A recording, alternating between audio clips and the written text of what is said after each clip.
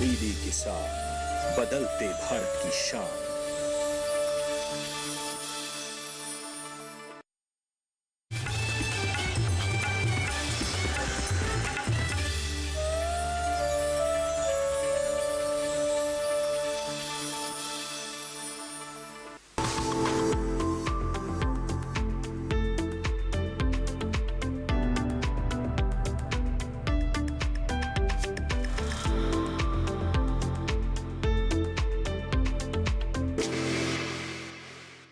नमस्कार, बहुत स्वागत आपका। डीडी किसान देख रहे हैं और मैं हूं आपके साथ राधिका चौधरी। खेतों और खलिहानों से जुड़ी हुई हर जानकारी आपको डीडी किसान सीधे तौर पर आपके पास लेकर आता है, टीवी स्क्रीन के जरिए आपके घर तक पहुंचाता है। लेकिन हम भी किसानों के बीच पहुंच चुके हैं। चौपाल चर्चा में आज बात करेंगे कि पशु किसान क्रेडिट कार्ड क्या होता है। हमने भाग 1 में आपको बताया था कि प्राकृतिक खेती से जुड़ी हुई तमाम वो बातें। अब हम बात करेंगे कि पशु किसान क्रेडिट कार्ड पर किस तरह से लोगों को जानकारी यहाँ पर दी जा रही है। पशु किसान क्रेडिट कार्ड पर तमाम जानकारी देने के लिए हमारे डॉक्टर वैज्ञानिक मौजूद है, लेकिन नाबार्ड से सीके गौतम जी भी हमारे साथ मौजूद हैं। इनसे सवाल लेंगे। बहुत स्वागत आपका। मैं सीके गौतम, जिला विकास प्रबंधक नाबार्ड की तरफ से। मैं यहाँ पे गाजियाबाद और गौतम बुद्ध नगर का कार्यभार देख रहा हूँ जी। अभी हम लोग प्राकृतिक खेती के विषय में बात कर रहे थे और मैडम ने बड़ा अच्छा बात बोला और कुछ किसानों ने भी बात की कि भाई प्राकृतिक खेती करनी है तो पशु चाहिए आपको, पशु के बिना प्राकृतिक खेती नहीं हो सकती। तो पशु पालन के लिए सरकार क्या मदद कर रही है, तो इसमें मैं बताना चाहूँगा। एक तो विशेषकर हम लोग हमेशा किसान क्रेडिट कार्ड की बात करते हैं, तो वर्ष 1998 से किसान क्रेडिट कार्ड चलाया जा रहा है। लेकिन अभी भारत सरकार द्वारा, जो कि अभी पहले फसली ऋण के लिए किसान क्रेडिट कार्ड दिया जाता था, अभी उसको भारत सरकार ने पशुपालन के लिए भी लागू कर दिया है। तो ये बहुत अच्छी एक योजना है कि किसानों को पशुपालन के लिए भी सस्ती दरों पर लोन ऋण प्राप्त हो सकता है। और जो हमारे बैंक है, चाहे वो कमर्शियल बैंक है, ग्रामीण बैंक है और सहकारी बैंक है, वो उनसे जाके किसान क्रेडिट कार्ड पशुपालन के लिए भी बनवा सकते हैं। जी, एक सवाल आपसे रहेगा कि 1998 में भारत सरकार ने किसानों को तोहफा दिया था केसीसी किसान क्रेडिट कार्ड, लेकिन पशु किसान क्रेडिट कार्ड के जरिए किसान अब पशु पर भी ऋण ले सकता है। तो ऋण की जो अवधि है वो कितनी होगी और ऋण किसान किस तरह से ले सकता है और कितने भाग में ले सकता है? इसमें जो पशुपालन के लिए जो ऋण है, पहला तो जो किसान क्रेडिट कार्ड है, मैं ये चीज़ एक स्पष्ट करना चाहूँगा। किसान क्रेडिट कार्ड हमेशा एक वर्किंग कैपिटल के लिए होता है। मतलब आपको शॉर्ट टर्म के लिए, छोटी अवधि के लिए किसान क्रेडिट कार्ड मिलता है, अल्प अवधि के लिए जिसे हम बोलते हैं। तो इसकी अवधि नॉर्मली 1 वर्ष के आसपास होती है। तो किसान क्रेडिट कार्ड की जो सीमा है, वो कितना अमाउंट मिलेगा, कितना पैसा मिलेगा, वो निर्भर करता है वित्तमान के ऊपर। कि किसी भी, जैसे हम फसली ऋण में जो किसान क्रेडिट कार्ड देते हैं, तो हम जो भी फसल उगाते हैं उसका एक वित्तमान निर्धारित किया जाता है जिला स्तरीय तकनीकी समिति द्वारा, जिसमें हमारे तमाम विभागों के एक्सपर्ट होते हैं, किसान भाई भी होते हैं, बैंकर्स होते हैं, और जिलाधिकारी की अध्यक्षता में एक कमेटी बनाई जाती है जिसमें नाबार्ड भी होता है। तो उसमें सभी चीज़ों का एक वित्तमान निर्धारित किया जाता है। इसी तरह से एक वित्तमान पशुपालन के लिए भी निर्धारित किया जाता है, जिसमें हर पशु के लिए, अगर कोई व्यक्ति 1 पशु पालता है या 2 पशु पालता है, तो कितना लोन मिलेगा। जैसे मैं आपको उदाहरण के तौर पे बताऊं, गाजियाबाद में जो वित्तमान है हमारा, 2 पशुओं के लिए 1,20,000 तक आपकी ऋण सीमा तय की जा सकती है। लेकिन ये जो हम लोग ऋण देते हैं, ये पशु खरीदने के लिए नहीं है, पशु पालने के लिए है। जो पशु पालने में जो खर्चा आता है उसके लिए। तो ये बहुत अच्छा एक योजना है, क्योंकि इसमें जो ऋण है इस पे ब्याज की छूट भी होती है।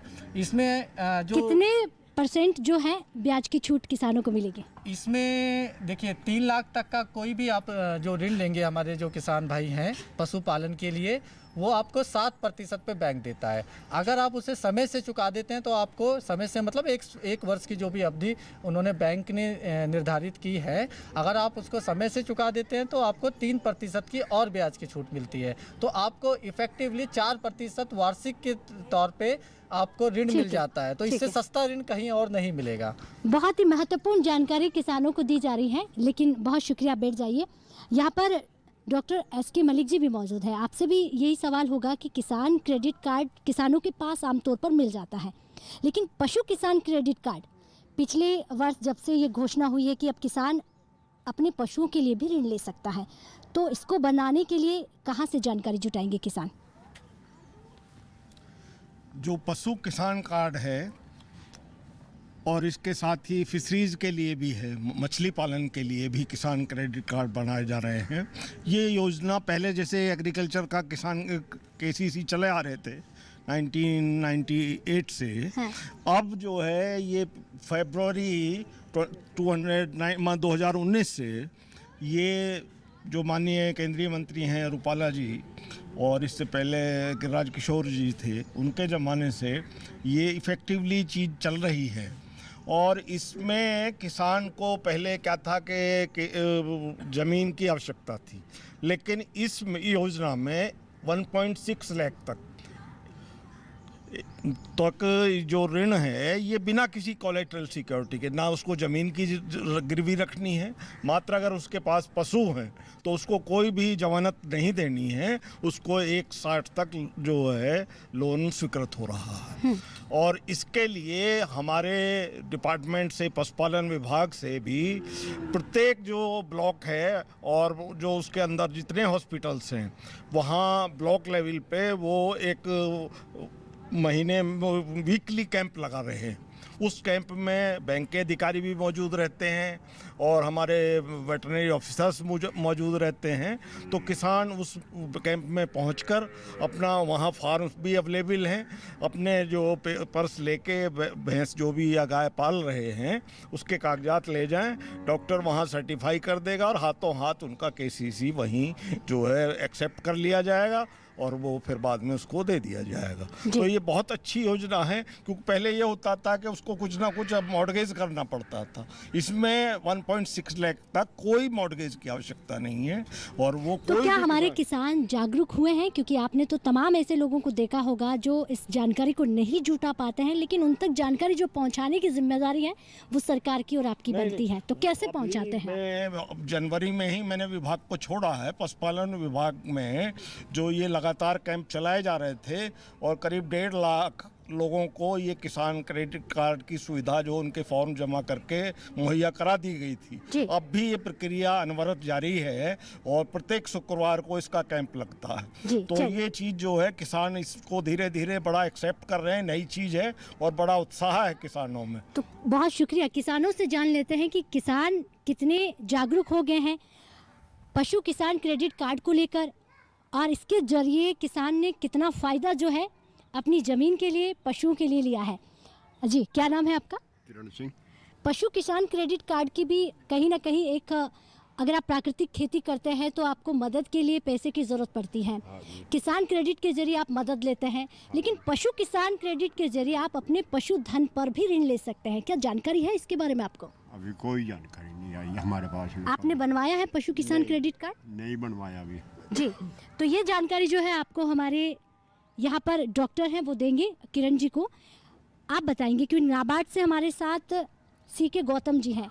कुछ लोगों ने यहाँ पर किसान क्रेडिट कार्ड नहीं बनाया है, लोगों को जानकारी नहीं है, तो वो कहाँ से मिलेगी? देखिए, इसमें मैं सभी किसान भाइयों को और जो हमारी महिला किसान हैं उनको ये जानकारी देना चाहूँगा, जो हमारा पशुपालन का जो किसान क्रेडिट कार्ड है इसमें आप बनवाने के लिए जैसे अभी हमारे डायरेक्टर साहब ने भी बताया कि आप वेटनरी विभाग को भी अप्रोच कर सकते हैं, सीधे बैंक को भी कर सकते हैं, और यदि आप सहकारी समिति से जुड़े हैं तो आप सहकारी समिति से भी किसान क्रेडिट कार्ड बनवा सकते हैं या सहकारी बैंक के माध्यम से बनवा सकते हैं। एक तो ये चीज़। दूसरा, अगर आपके पास पहले से किसान क्रेडिट कार्ड है और वो पशुपालन के लिए नहीं है, मान लीजिए उदाहरण के तौर पे अगर आपका किसान क्रेडिट कार्ड है और उसमें लिमिट आपकी केवल 60,000 रुपये तक है, तो अगर आपको पशुपालन के लिए भी ऋण चाहिए तो उस किसान क्रेडिट कार्ड में भी आप अपनी जो हमारा फसली ऋण के लिए किसान क्रेडिट कार्ड है, ये पशुपालन की सीमा को जुड़वा के उसको ऋण को प्राप्त कर सकते हैं। इसका एक फ़ायदा ये भी है कि भाई आपने एक बार बैंक से लोन लिया तो आपको बार बार, जब आप किसान क्रेडिट कार्ड एक बार बनवा लेते हैं तो हर बार जब आपको बैंक से लोन चाहिए या ऋण चाहिए, जितना भी चाहिए पशुपालन के लिए या खेती के लिए, आपको बार बार दस्तावेज जमा करने की ज़रूरत नहीं है। तो इससे सरल पद्धति ऋण देने के लिए किसानों के लिए कोई और नहीं है। जी, सरकार लगातार किसानों की मदद कर रहा है और इसमें आप देखिए बहुत सरल तरीके से सरकार किसानों को ऋण दे रहा है और उस ऋण का जो ब्याज प्रतिशत है वो बहुत कम है, ना के बराबर, ताकि किसान आसानी से अपनी खेती और अपने पशुधन का पालन कर सके। तो चलिए तमाम जानकारी आपको देंगे चौपाल चर्चा में, आप कहीं मत जाइएगा। एक छोटे से ब्रेक के लिए रुकते हैं, ब्रेक के बाद फौरन हाजिर होते हैं।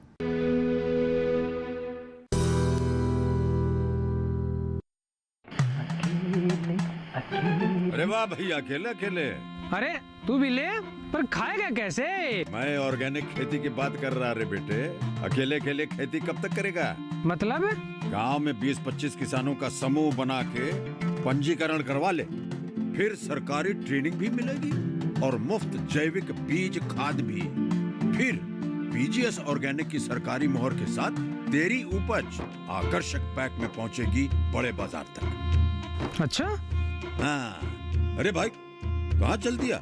सबको साथ लाने, आमदनी बढ़ाने।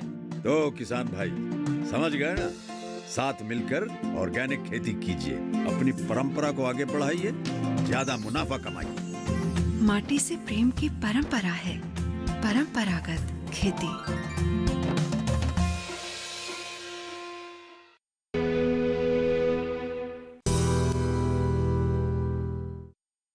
ब्रेक के बाद बहुत स्वागत आपका चौपाल चर्चा में। चर्चा शुरू करते हैं और यहाँ पर माताएं भी हैं हमारे साथ, जो केसीसी या यूँ कहें पशु किसान क्रेडिट कार्ड को लेकर बहुत सारे सवाल हैं।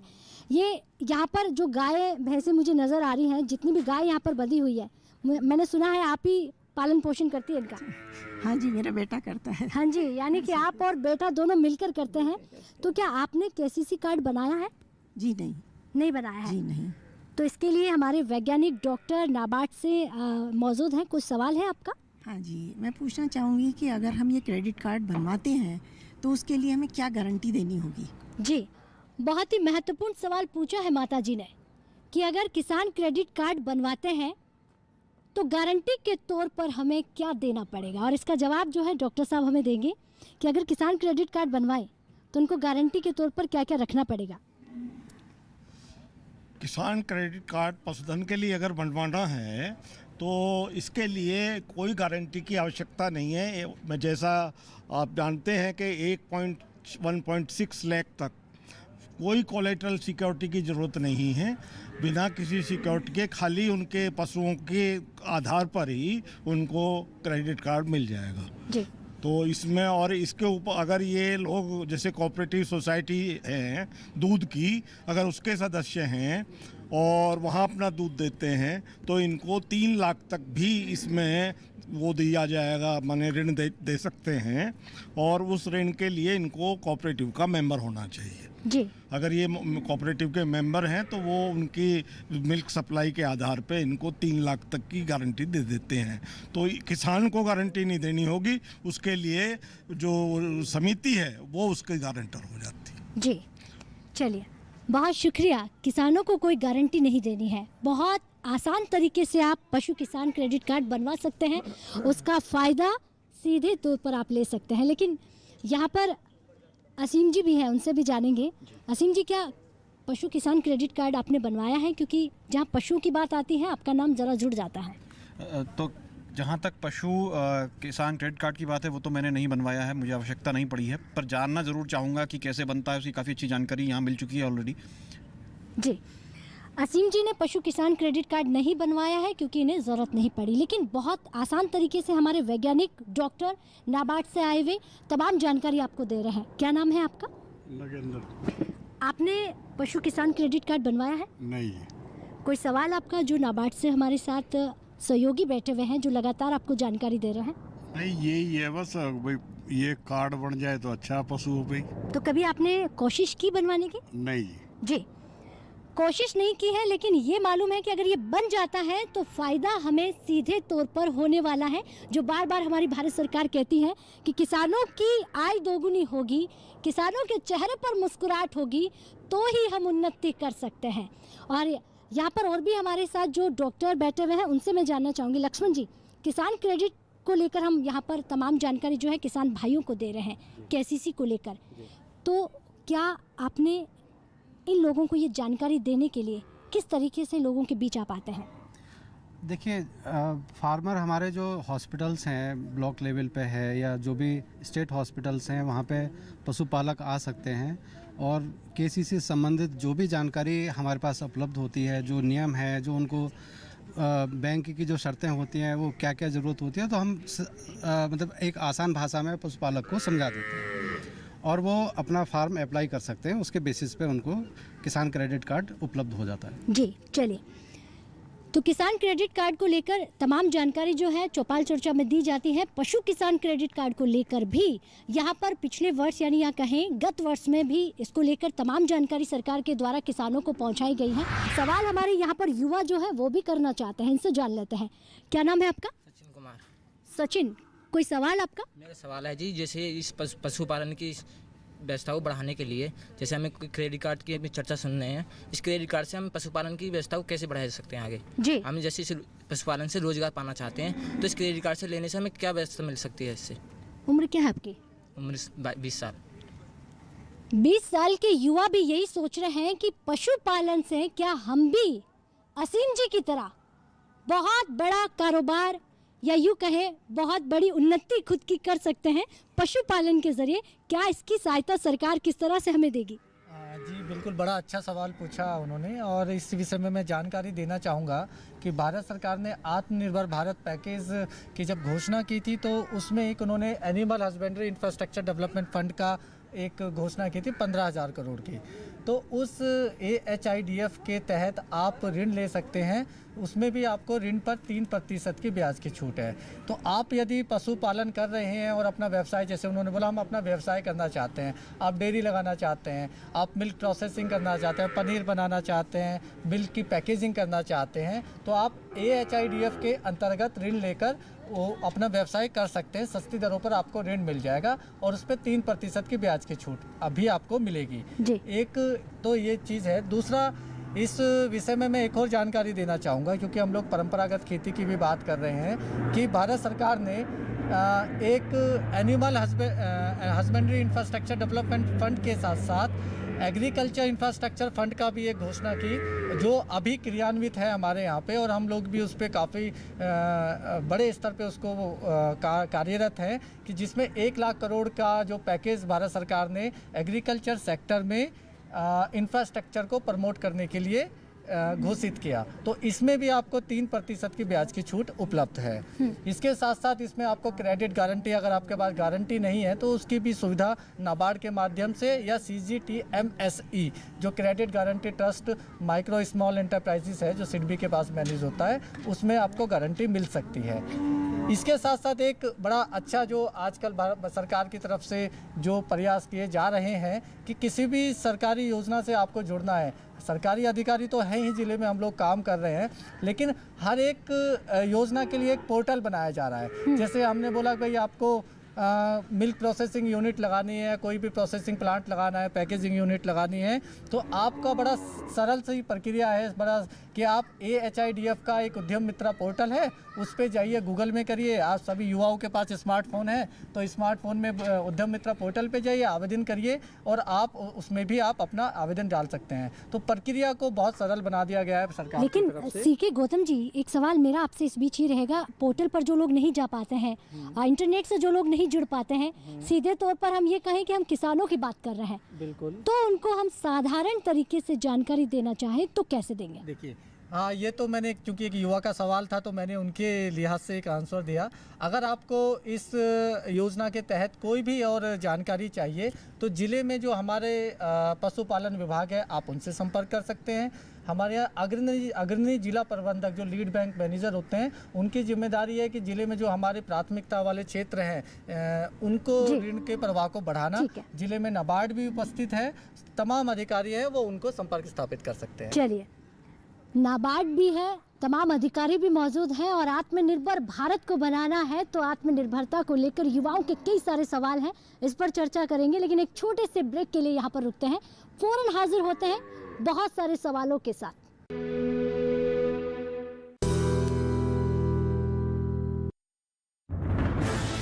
कोरोना वायरस के खतरे से बचते हुए फसल की कटाई, बिक्री, खरीद नई फसल की जुताई और बुआई सुरक्षित हो सकती है अगर हम लगातार हाथों को साबुन और साफ पानी से नियमित अंतराल पर धोते रहें। नाक, मुंह को मास्क, गमछे या कपड़े से ढक कर रखें। आंख, कान, नाक, मुंह न छुएं। आपस में 2 गज की दूरी बनाए रखें। मास्क और 2 गज की दूरी के मंत्र को अभी हमें छोड़ना नहीं है। फसलों की बुवाई एवं कटाई करते समय आपस में कम से कम 2 गज की दूरी बनाए रखें। फसल की कटाई करने के बाद छोटे छोटे ढेरों में इकट्ठा करें। कृषि के औजारों की समय समय पर सफाई करें। एक दूसरे के साथ औजारों की अदला बदली न करें। श्रमिकों के शौचालयों और हाथ धोने की जगह की ठीक से सफाई जरूरी है। बुआई, कटाई एवं मड़ाई के दौरान इस बात का ध्यान रखें कि इन स्थानों के आसपास कोई थूके नहीं। कंबाइन, हार्वेस्टर, थ्रेशर, जुताई और बुआई की मशीनों को इस्तेमाल से पहले साफ करें। मशीनों के इस्तेमाल से पहले और इस्तेमाल के बाद हाथ साबुन से साफ करें।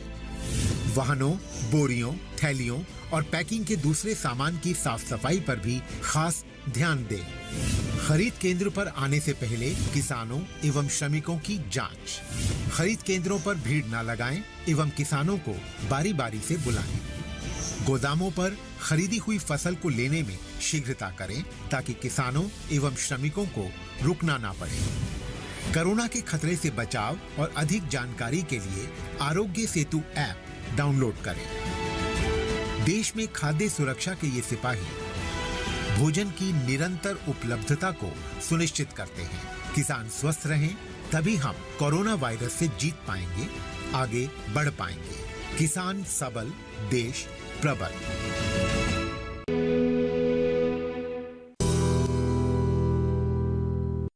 ब्रेक के बाद बहुत स्वागत आपका। पशुधन के आर्थिक पक्ष को लेकर भी हम यहाँ पर बात करेंगे, लेकिन एक सवाल आपसे ये रहेगा कि क्यों पशुधन या प्राकृतिक खेती किसान करे, इससे किस तरह से उसको फायदे हो सकते हैं? देखिए, कोई भी प्रोडक्ट आजकल ऑर्गेनिक का ज़माना चल रहा है। केमिकल से हम लोग बहुत ज़्यादा परेशान हो चुके हैं।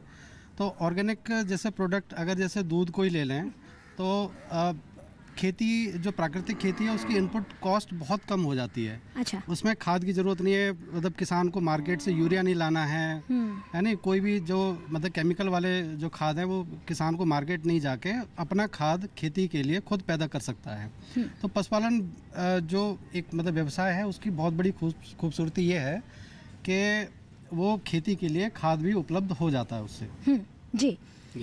दूसरी चीज़ एक और मैं मतलब बताना चाहूँगा कि जो प्राकृतिक खेती का प्रोडक्ट है उसकी कॉस्ट मार्केट में बहुत ज़्यादा है। वो लोग उसको पसंद कर रहे हैं और कुछ भी पे करने को तैयार है। जी, चलिए, बहुत अच्छी जानकारी आपने दी है। डॉक्टर साहब का कहना है कि प्राकृतिक खेती बहुत आसान है, इसकी डिमांड भी है और मुनाफा भी है, लेकिन क्या हमारा जितना मुनाफा किसानों को मिलना चाहिए मिल रहा है या नहीं? तो क्या किसान भाइयों को वो मुनाफा मिलता है जितना डॉक्टर साहब यहाँ पर बता रहे हैं? नहीं, मैं उससे कम ही मिल पाता है। ज़्यादा चाहिए हमें, उसके लिए फ़ायदे पूछना चाहते हैं हम जी, ज़्यादा कैसे मिले। तो सवाल इनका है, आपसे ही जवाब लूँगी मैं, कि मुनाफा मिलता तो है लेकिन मैं अपने मुनाफे को और बढ़ाना चाहता हूँ और ज़्यादा लेना चाहता हूँ, तो क्या करूँ? देखिए, प्राकृतिक खेती से बहुत अच्छा फ़ायदा कमाया जा सकता है। उसके लिए प्राकृतिक प्रोडक्ट जो आपका है उसको मार्केट में ले जाने से पहले जिसको आप उस प्रोडक्ट को देना चाह रहे हैं उसके लिए एक प्रमाण की ज़रूरत होती है कि आपका प्रोडक्ट वाकई ऑर्गेनिक है या नहीं है। तो उसके लिए आप 3 साल तक अगर प्राकृतिक खाद यूज़ कर रहे हैं अपने प्रोडक्ट उसमें खेती में, तो उस प्रोडक्ट के लिए एक सर्टिफिकेट की ज़रूरत पड़ती है कि वो ऑर्गेनिक है या नहीं है। तो उसके लिए आप जो मतलब संस्था है national centre for organic certification, वहाँ से जाकर सर्टिफिकेट ले सकते हैं और अपने प्रोडक्ट की कीमत बढ़ा सकते हैं। जी, चलिए, बहुत शुक्रिया आपका। आप अपनी कीमत बढ़ा सकते हैं, अपनी आय दोगुनी कर सकते हैं और मुनाफा जितना चाहे उतना आप ले सकते हैं, लेकिन उसके लिए बहुत सारी जानकारी जो है आपको वैज्ञानिक और डॉक्टर समय समय पर देते हैं। तो आज चौपाल चर्चा में पशु किसान क्रेडिट पर हम बात कर रहे थे, प्राकृतिक खेती पर बात कर रहे थे।